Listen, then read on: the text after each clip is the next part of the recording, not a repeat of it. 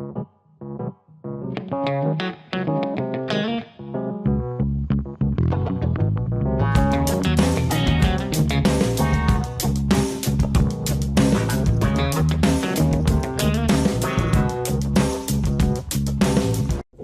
guys, welcome back to TV Spoilers.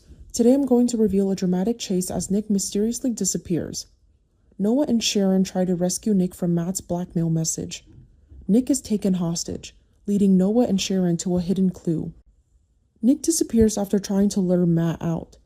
Sharon and Noah find a cryptic message or personal item belonging to Nick at the location where Matt is supposed to be ambushed, implying that Nick has been taken hostage.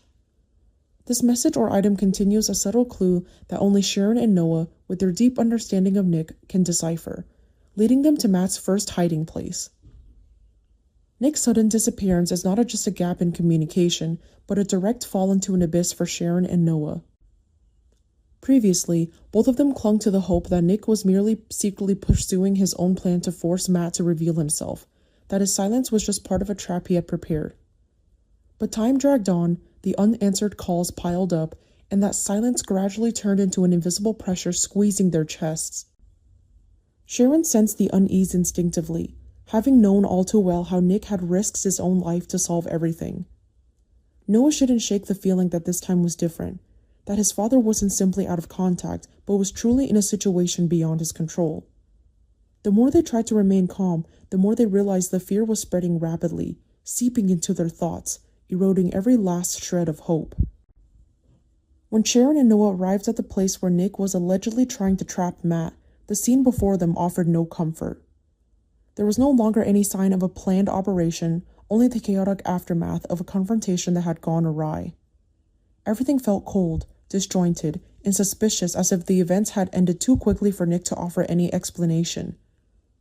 It was in this heavy atmosphere that they discovered Nick's personal belongings. Not just a familiar item, but the piece of evidence that immediately subtly reinforced their worst suspicions. The small bloodstain was enough to turn worry into a genuine panic.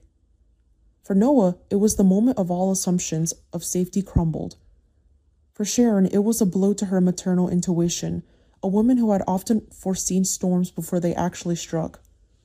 Nick hadn't left on his own accord. He had been stopped. He was in danger. But in this seemingly hopeless detail, a faint glimmer of hope began to emerge. The object contained more than just blood. It held an unusual mark, a symbol seemingly meaningless to anyone else, yet all too familiar to Sharon and Noah. It wasn't a coincidence. It was a deliberate, discreet, and desperate act, as if in the moment of being cornered, Nick had managed to leave one last trace for those who understood him best. What outsiders might consider meaningless for Sharon and Noah was a cry for help hidden beneath a veneer of normalcy. What made this detail so heartbreaking wasn't the symbol itself, but the fact that it showed Nick knew he no longer had control. He couldn't send a clear message. He couldn't make a phone call. He couldn't send one thin clue, betting everything on Sharon and Noah noticing. That moment forced Noah and Sharon to set aside their emotions and cling to a reason.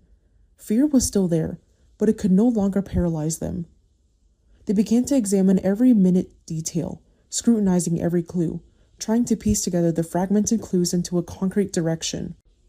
Sharon's understanding of Nick didn't come from a fleeting observation, but was forged through countless events, countless times she'd seen him conceal his emotions, make reckless choices, and silently leave behind clues only those to him could decipher. Noah understood too. He understood his father's way of thinking, the small habits outsiders would overlook, and how Nick managed to remain calm even in the face of danger. That bond became their only anchor. There was no room for pointless panic, only an urgent race against time between the fear of losing Nick and the belief that he was still trying to guide them. Each clue at their first hiding place further revealed that Matt was deliberately pushing them into a multi-layered chase. He didn't just want to hide. He wanted to psychologically dominate them. He wanted Sharon and Noah to live in a state of both drawing closer and being pulled further away. But this very cruelty inadvertently exposed a weakness of his. He needed to be seen, needed to leave his mark, needed to ensure that his fear had reached those pursuing him.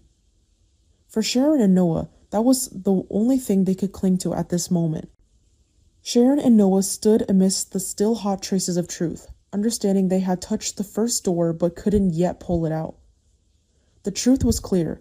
Nick was a hostage, Matt was ahead, and everything was rapidly approaching a point where a single misstep would mean irreversible consequences. Yet finding this place proved something more important than anything else. Nick hadn't disappeared in vain. He was still leaving a trail, still fighting in the only way he could. This meant Sharon and Noah couldn't stop, couldn't surrender to fear, and certainly couldn't let Matt end the game as he pleased. They knew they had to find Matt's next move immediately, and as they prepared to piece together the last remaining clue to pinpoint the next destination, a new detail in Matt's challenging message becomes clearer, revealing that Nick's destination may be closer than they thought, but also far more dangerous than anything they were prepared for.